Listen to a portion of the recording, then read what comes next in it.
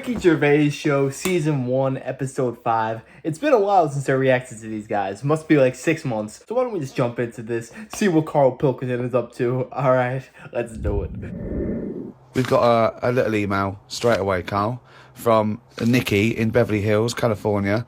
She says, Carl, you rock. I hate it when Ricky and Steve ridicule you. I checked out your picture. Although your head is not normal, that's no reason to ridicule you. You look gimp, but I never judge a book by the cover. Cheers. Is that what you've got to say? Well, it's only because I've got no hair, though, isn't it? That's why it gives that effect. No, it's perfectly round your head. It's perfectly spherical head. Your face is slightly too big for it. It almost goes over the sides. Perfectly round head. Pug little nose, funny gimp eyes with no expression, hangdog look, like a little mouth, like a little lamprey, not formed, not human formed. The way your expression is like you've had a lobotomy. Your head goes weird at the back. It's got a little nod in it, like it's really strange, your face, and you're stupid. We've had a lot of emails saying that. I mean, I think he's just paraphrasing, but... talking of emails, you know, a couple of... I can't remember which show it was, but you mentioned, Carl, that you'd only recently seen a Chinese homeless person. Oh, yeah. And it really surprised you because you'd never seen a Chinese homeless person. And I actually went along with that. I've still never seen a Chinese homeless person. Well, now, I can just tell you now that there's a few responses from Los Angeles, people saying there are quite a lot of Chinese homeless people over there because apparently there's a huge homeless community in Los Angeles. So definitely if you want to see them, Carl, that's the place to go. But we've had one from Vancouver, Canada, from a girl called Amy, and Amy herself is Chinese, and she says that she realised herself that she'd never really seen a Chinese homeless person. And although she says that apparently Vancouver has the first or second largest Chinese population in Canada, she'd never seen them, and she actually went for a walk around the Chinatown in her area looking for them, and she could not find any on that particular day. So again, Canada obviously not a place to go for a Chinese homeless. It was just a point, though. I don't want people sort of... Well, hold on, though. Wait, I'll stop you there. Hello, Ricky, Steve and Carl. I live in New York City and have seen a Chinese homeless person. Not only is he Chinese, but he is also a midget. He's been living on the streets for the last 30 years. He used to dress in rags, but thanks to a coat drive, he's now wearing a fancy Adidas jacket, right? Now he encloses a picture. He says he gave him $10 to take the picture, and I've seen it, and he's a little Chinese midget fella. I'm just getting a bit worried that people are going out there sort of looking for these.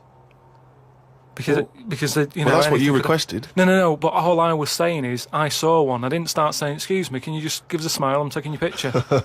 Do you know we've what I had mean? loads of pictures of people. I know, and it worries me a little bit. And I mean, it's not too bad about the one who took one of a little midget one, because you know, if he kicked off, it'd be quite easy to sort of hold him back. But I'm talking about fully grown. So is that your warning to people? Don't be taking pictures of fully grown Chinese homeless. Well, yeah, I'm just saying, you know, don't be messing about going up to strangers and that and annoying them and stuff. His logic was, don't be doing... It's okay if you do it to the midgets, because you can hold them back. They won't fight you. But this does go to show that this guy's got a good heart. He's a good person at heart, because he doesn't want you just like taking pictures of homeless people. That's kind of messed up. It's a good dude. Well, I think that's a good rule of thumb. Don't annoy them. But I mean, that is a hell of a sighting, isn't it? We asked for a Chinese homeless, and they gave us a Chinese midget homeless. Many of the listeners are aware, Carl, that you're sort of fascinated by smaller people. Well, he's fascinated by difference, I think. Yes. I don't think he's having a go at people. You're not having, when you sort of stare at someone because they don't look like you, and let's face it, most people don't look like you. You're not having a go, are you? Well, like I say, first time I saw Steve, I was never having a go. It was just, oh, that's different. But you know, like you know, Steve, I was never having a go. It's just that thing of, oh, right, interesting. What do you mean? No, just you know, I've said before about I've got used to it, and Steve it's the got same. used to it. What you don't know. Well, you know my feeling with this. I don't really know where he's coming from. But Steve knows I'm not having a go either. Yeah. Carl used to carry around a book that was called the Top 50 Freaks of All Time. Well, it's interesting you should mention that, because we actually had an email from Richie, who says that he's been a fan of ours for many years, and he's listened to lots of the radio shows we've done in the past and things. And he says, of all the people you've discussed, Carl, in the past, including some of the people from your you know, odd magazines, who would you most like to spend the day with, of all those people that you've encountered? Favourite of all? Well, certainly who you would want to spend time with, who you feel would be the most fascinating, the most interesting. You know, I mean, let's just recap on Well, there's some of Pillow Man, the bloke with no arms, no legs that can roll a cigarette with his mouth. Yeah. No, not impressed with him. That's not sufficient. What about the three-legged juggler? So hang on, let's just recap. This was a man with 3 legs? 3 legs, right? Right. And it said his job, he became a juggler. Okay. Not using the gift that he'd been given. What you suggest? Anything. Running, swimmer. Just, you know. He's got a point. He's got a point. But yeah, What what else are the was others? What are the other ones? There was a picture of a gentleman you were fascinated by him. He used to play the piano. Oh, he's got a tiny head, isn't he? Yeah, that's that. That's the one who he sort of ages fast. Right. So like every other week he's having a birthday and stuff. And yeah, that was weird. He's not having a birthday every other week. His body's just aged, so as the appearance, his biology is sort of like he's 70, but he's only like 15. They don't have a birthday every week. You idiot. But yeah, I don't know about knocking about with one a long time though. That's Only for a day? suppose it depends what I'm up to. Because if we're going out and about, the Pillow Man would just be a bit of a drag. Whereas if you're going for a walk across, the 3-legged guy, ideal. So yeah. His logic is Lots and lots of people emailing just with questions for Carl. Just a couple of quick ones for you, Carl. Wendy says, if Carl had to eat the same dinner every day for the rest of his life, what would he eat? You see, it depends, doesn't it? I mainly eat just so I keep going. I'm not that bothered about, because I don't really taste it anyway. I just shove it down. You're like a horse? I mean, to be honest, it annoys me the way people worry about food now and how there's so much to choose. He's actually got a point right there. Right now in our society, people are just freaking like, oh, I can't wait to eat this, can't wait to eat this. At the end of the day, eating is just fuel to keep going on. So... From really taste it anyway. I just shove it down. You're like a horse? I mean, to be honest, it annoys me the way people worry about food now and how there's so much to choose from. I think it's got out of hand. I'll watch any form of choice really worries you, doesn't it? No, you don't like choice. No, choice is good, but not too much. It's like with anything now. If you go into a toffee shop, there's like loads of different. Where are you going to find a toffee shop? You're in a fairy tale. You're in a Dickens tale in the 19th century. You're in Shrek. And you go into a toffee shop. What's your point? You go into a toffee shop. What I'm saying, you go into a shop full of toffees. You just come from the candlestick maker. Right? You go in there and there's just too much choice. It's like what, and I can stand there up to like 4 minutes, sort of going up to 4 minutes. So specific. 4 minutes. So he's in a toffee shop in a top hat. Well, he's only got 4 minutes. He's only got 4 minutes because he's got to get down to the pea green boat that he's sailing off in. No, good morrow. Well, forget the toffee. Could I have some of your finest Oxfordshire toffees? So you'd prefer it was just one selection of toffee? That's all they've got. Well, maybe 2. What I'm saying is, right, there's now too much choice. Whenever you get a menu in a restaurant, it's not like you don't just go, oh, right, what is there? Yeah, I'll have that. There's too much. It's like a book, and you look at it all. And then you've got to that point now that people are even taking a risk when they're eating. What do you mean? In Japan or China or something, they're eating that fish that if it's not cooked right, it can kill you. Right? Yeah. Not worth the risk. And there's so many other fish. Yeah, I agree. Why have mackerel, have a bit of cod or whatever. As soon as there's a risk, take it off. Take it off I the agree. Menu. I totally agree. Not worth it. We've got a fish that might or might not kill you. Well, is there anything that definitely won't kill you? Yeah, but a chicken won't kill you. Right. I'll play safe then. I'll have that. I love the chicken. That's what I'm saying. But anyway, we were talking about sayings and that. Stitching time saves 9. Don't. I'm never going to use that. I don't think anyway. Okay. Suzanne. You're never going to understand it fully, are you? Suzanne repairs me stuff anyway. It doesn't really matter. But what about the one? About the one in greenhouses and that. People who live in glass houses shouldn't throw stones. Well, I'm intrigued to know if he's fully got to grips with this. Okay. Just give us your explanation again of what you'd take that to mean. Well, just don't be chucking stuff about. Really?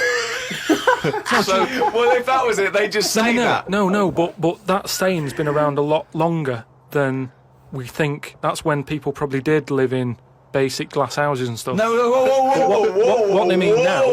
Now he's ever lived in a glass house. So cavemen went from rock to a nice crystal structure, did they?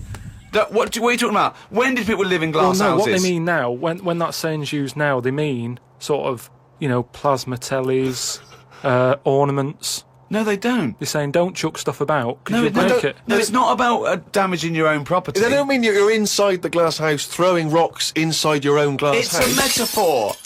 Carl, what is an analogy? It's sort of like a little story told quickly. Isn't it? It's a little story told quickly. To what end?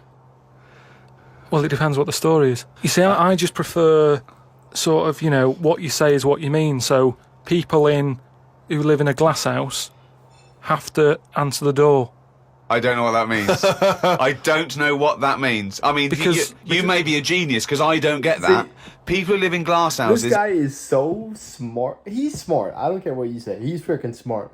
But he's very creative, but only in a certain regard. Like, you can't do metaphors around this guy. He won't understand it. Have to answer the door. Okay, let's hear his explanation. Because the people knocking at the door will be able to see you because it's a glass house. But you have to add a number of other things, other caveats. Surely, if you live in a glass house, don't walk around naked. Yeah. If you live in These are literals. But just the idea that in your head there should be sayings for people who live in glass houses.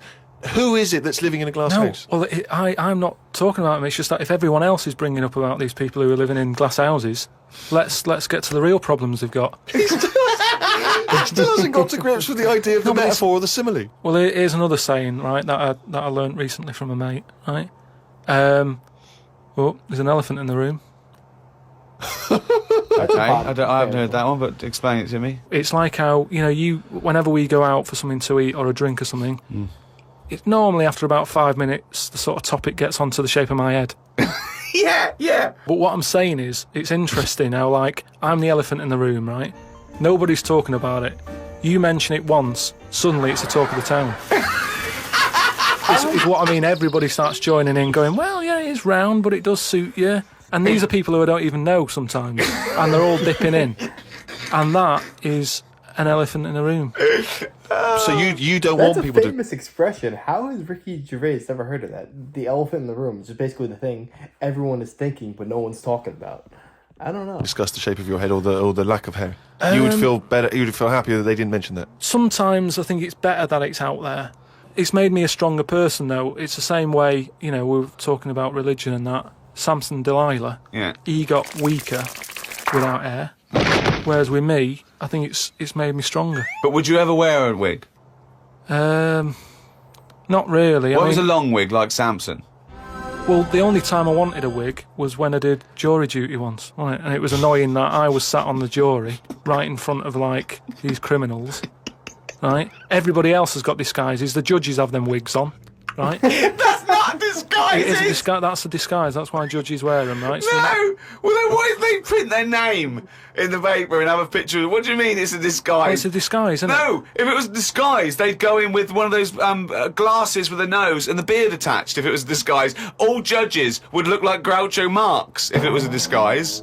Well, I'm just saying that's what annoyed me when I was sat there on the front row, right? I couldn't have been any closer to the criminals, right? I was sat there and I thought, why didn't I just pop a little wig on or a pair of glasses? I would have loved to have seen you in the front row at Crown Court. No, because I'd love to see it because in this country you're not allowed to show pictures of jurors.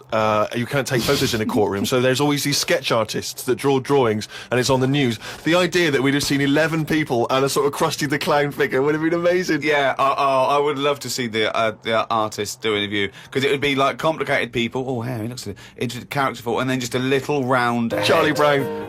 Charlie Brown sitting on the end. Why do judges wear wigs? Carl, you said that your New Year's resolution was that you were going to learn something every day. yeah, Have you learned anything today? If I can. Today, like, I don't know the full facts of it, but... Could I just say that when someone says they learn something new every day, that doesn't count if they forget it the next day? No, because that would be Groundhog Day learning. Well, the thing I learnt today was about an octopus. Oh, Go on. What they can do is, you know, they've got 8 legs and that. Yeah. They Tentacles. can use 6 of them legs to cover their head, so they look like a little stone. And use the other 2 to run off. Right? But that's, He's thinking of Squidly Diddly. Yeah, it's a Disney image in his head, isn't He's it? thinking They're of pink. but anyway, but anyway, that's you know. So that's it's not the Pink main singing thing. a song in your mind and running off, yeah. No, but anyway, but something else I learned, right? It's mainly about animals and that, because that's Yeah. normally quite interesting. Yeah. There's a chicken somewhere, Oh, yeah. Oh, yeah. And Specific. and the owner of it was getting fed up because, you know, he had to feed it and that, but it wasn't. Embellishment. It wasn't. Guesswork. No, come on, let's hear it. It wasn't giving anything back. No eggs. No eggs, right? So he was like, "Oh, I'm sick of this." Anyway, someone told him, pop a little axe next to its little house, right? So when it comes out in the morning thinking, "Oh, I'll have another lazy day doing nothing," right? He saw this axe and suddenly it was like, "Oh, right." And for Next the day, chocolate thought, yeah. it laid about 6 eggs. It's rubbish. Through Squeeze them worry. out. It's rubbish. quick. A chicken wouldn't recognise an axe as a threat. It wouldn't be able to reason that. This I bet. this dude's entire life is a cartoon. Like, honestly, no chicken has a thought process to be able to put 2 and 2 together. It would just see like, oh, I see a red stick. They would not correlate it. Not working, or I'll be meat. I bet it's absolute rubbish. Once again, it's this ridiculous thing you got that one personifying animals to reasoning powers better than yours. I mean, I think you make chickens and monkeys cleverer than you in your stories, which is weird. It didn't happen and wouldn't work. Next, what else haven't you learnt today? Do you think then that it's worth looking after animals then if there isn't any memory? If they don't know what's happening anyway, you're always going on about don't be cruel to things. Why would you ever want to be cruel to an animal, whether it can reason or not? No. I mean, I don't mean really cruel, but I mean like there's an advert on that's on in the, you know, in Britain, advertising some supermarket, right? And it's saying, you know, we look at before, you know, we kill our chickens and what have you. They have a great life. This is like the voiceover, and you see Happy Chicken. Yeah. And it's going, we give it a good little house to live in. It's got straw. Yeah. It eats good. Yeah. And then we kill it. Right? Yes, but that's better, isn't it? Well, no, I don't think it is, though, is it? Because at the end of the day, if I was that chicken, right, I'm that chicken, loving my life. I can't believe me luck, right? It's got its nice little field that it's working on. Yeah. It's got its nice food and everything. But it's going to die. Yeah, we're all going to die. But then, if you were like a rubbish chicken that had like a rubbish life, you'd be going, "Oh, kill me." Carl, they're not thinking what's going to happen tomorrow. They don't know that they're going to get for the chop, are they? A chicken's not going, "I'm fed up with this. I can't wait for that axe to be used on my neck." Yeah. Well, that's another. Now you've mentioned the cutting off of an head, right? Yeah. On the chicken. That's something else I've learned, right? It's like a pinball, is mine. Amazing. Isn't it? Ding dong, bong, dang, ding, ding, da, da. Oh, head, ding, ding, chicken, head off, bing, doing. No, right, but this was in a proper science magazine as well. Right? Yeah. So you can't have a go. This wasn't something on the internet. This was printed in a magazine. You read it, Okay, and what was it? and here comes the filter. It's going to come out nonsense. Right, well- you could have Professor Stephen Hawking sitting there whispering stuff in your ear, and it could all be true. But when you said it, gobbledygook. Well, let's see then. Let's see, right? What they've done another experiment, right? Yeah. They've cut somebody's head off, right? And they've worked out that when the head comes off the body, it stays alive and that No. for 30 seconds. Well, no, they don't know that. They can never know that. No, they did it. They How did would they this know? experiment. What's alive? The What's head. alive? But there's loads of issues here. One, no one's experimenting with human beings cutting their head off, Carl. Well, Two, no. Sorry, you read No. this in what? Executioner's Monthly? This Yeah, is in no, a two, proper... Carl, it's what your definition of alive is, because you can be alive and have no conscience. No, but this is where it gets weird, right? Yeah, I haven't told you that. this is where it goes. You talking about it? So the head's off, Yeah. right? And what they did was they chucked a load of questions at it.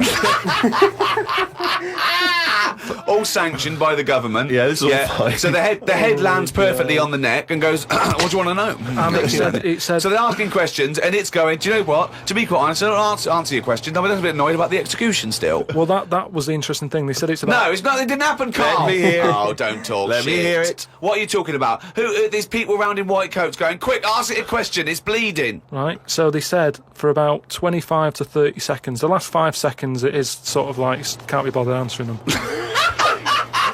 Right, but prior to that, But apart from that, they were chucking stuff. I don't think it spoke. I don't think it was like, 2 and 2 is 4 and stuff. It was more, it was to do with blinking. So blink once if you say yes, blink twice. So it said, listen, when you die, you're probably not going to be able to talk because your jaw's going to be on the ground. You're not going to be able to open your mouth. If you do, you'll fall over backwards and hit your head. Now listen, blink 1 for yes and 2 for no. Yeah, right, yeah, not too bad. Yeah, is the axe nice and sharp? Yeah, Promise? you're Do you talking promise? shit again. You promise to do it? Yes. All right. Well, yeah. The thing is, they wouldn't be able to do it with you because if they cut your head off, it would just roll. It would roll away because it's perfectly spherical. They would go, oh no, there's Plus, no. it takes about 20 seconds whenever you ask Carl anything for the question to process and for him to start to formulate an answer. Oh, they love ripping into this. Carl, it's what we've all been waiting for. Oh, chimpanzee that monkey news. Right, well, this one sent in from Sam in New York, right? And it's about a fire that happened, right? In a really, do you know, like in New York, they have loads of big buildings, don't they? Yeah. Right, really, really tall ones and stuff. Skyscrapers. Yeah. And there was a fire in one of them, right? So they did as expected. They called up, fire brigade and that. They turned up, right? Fire engine parked up. It's like, right, where's the fire? And they said, oh, it's on like floor 100 or whatever. And they said, oh no, we've brought the fire engine with the short ladders. Stupid mistake, but go on. Right. So anyway, so they said, well, how are we going to get up there? Yeah. We can't. But if they've only brought the short ladders. No, we can't. Let's go home. Yeah. Okay, that was monkey news. So they said, well, there's a lot of like grippage. Because they made up words. The firemen, the NYPD firemen. There's a lot of grippage On the side of the building and stuff. So anyway, they said, why don't we just go and get a monkey, right? So they got a monkey. Yeah, that's a bit of a jump. Is They that just- policy now in the New York Fire Department? Well, you've got to think quick, haven't you? At the end of the day, if people are up there, you don't start querying if it works or not. You try everything that you can to help someone out, right? That's the first thing I thought of, was it a monkey? So it was quicker for them to go and get a monkey than to go back and get the long ladders. Why don't they get Okay, fair enough. Why don't they get Spider-Man? Yeah, cool Spider-Man. Yeah, cool Spider-Man. So anyway, so they got a monkey down there, and they said, right, Where'd they get it from? We don't know, from the local zoo or something. Oh, like yeah, that. yeah. So they said, look, let's, we've got to remember there could be someone up there, Right. and it'll shock them a bit if a monkey comes in, right? Yeah. So they said, Yeah, I don't think they'd care. Get it If their building's on fire, they're not going to go, oh, it's weird, there's a monkey at the window. They'd be screaming, save me! Oh, there's a monkey. so Where are anyway, you from then? so they said, right, we'll just get it a little small uniform and that, the smallest you've got. No, whoa, hold on though. Okay, Actually, okay. I love how the fact that he thinks it's quicker to grab a monkey and then stitch a uniform all before. That's quicker than just going back and getting the truck with the long ladder. Oh my god. where are you going to get that? I'm going back to the station. We'll get the long ladders while you're there. No time. No time. No, I bought the small uniform. I just didn't bring the long ladders. You're an idiot. So anyway, it goes up there. It's got all the kit on and what. It's got its little ardor on and all that. It grabs. There was like a little person up there. Manages to grab that. Not give it a midget. Who was up there then? It was just Someone that was just the right size for a monkey to be able to rescue, which is handy. Because if it had been anyone else, like a larger person or a family, we'd all been screwed. No, I don't know about the size of it, but it's just the story saying how like it was quite a big monkey in that it was good at breaking down doors. Oh, yeah. It was good at climbing into small spaces and Oh, stuff yeah. like that. Anyway, But it managed so to. it's big enough to carry a fully grown man, but small enough to climb through a cat flap. Yeah, so Which is handy. So anyway, it managed to, Did get it have the boots person. on as well? It got the person and everything, and now it says it's sort of it's on call if they ever need it again. So. Sure, and if they ever get anywhere again and they've forgotten the long ladders, but there's plenty of grippage, they just call for Coco. So that's this week's monkey news. Bollocks. Oh my gosh, this guy's freaking nuts. I definitely gotta check out more though. Hit that like button if you want me to keep reacting to more Carl Pilkington. And make sure to like, comment, subscribe, and let me know what I should react to next. I'd be happy to do it. Take it easy, everybody. Till next time.